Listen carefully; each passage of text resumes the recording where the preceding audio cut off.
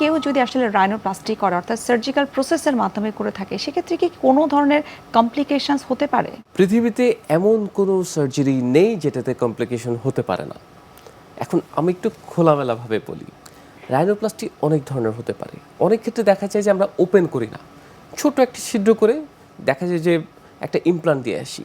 আবার অনেক ক্ষেত্রে ওপেন করতে হয়, তার কার্টিলেজ কানেকশন করতে হয়, ইমপ্লান্ট দিতে হয়, অথবা অন্য জায়গা থেকে কার্টিলেজ এনে দিতে হয়। তো অ্যাকচুয়ালি সার্জারির কমপ্লিকেশন হতেই পারে। একটা অ্যাকসেপ্টেবল সার্জিক্যাল কমপ্লিকেশন হচ্ছে যে কোনো সার্জারিতে 3% মতো চান্স থাকে যেটা ইনফেকশন হবে।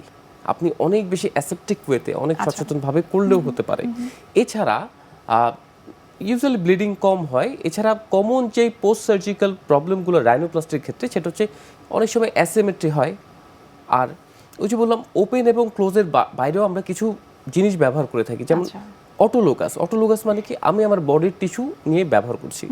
আর আরেকটা হচ্ছে প্রস্থেটিকটা হচ্ছে আমরা অনেক সময় দেখবেন যে সিলিকন ইমপ্লান্ট দিই। এই সিলিকন কিন্তু আপনার শরীরের সাথে কখনো মিলে যাবে না। এটা একটা বাইরের জিনিস, এটা একটা ফরেন বডি, এটা আপনার শরীরে চুপচাপ ভদ্রলোকের মতো থাকবে, কিন্তু এটা যে কোনো সময় বের করে আনতে হতে পারে। সেটা 5 বছর পরেও হতে পারে, 10 বছর পরেও হতে পারে, 20 বছর পরেও হতে পারে, আবার এটা পরিবর্তন করাও লাগতে পারে।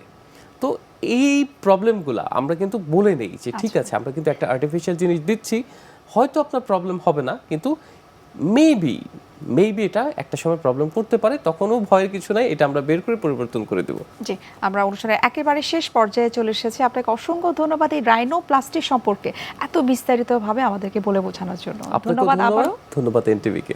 বিশ্বের যে কোনো প্রান্ত থেকে যে কোনো সময় এনটিভির জনপ্রিয় অনুষ্ঠান স্বাস্থ্য প্রতিদিন দেখতে আপনারা ভিজিট করতে পারেন আমাদের পূর্ণাঙ্গ পোর্টাল www.ntvbd.com এ।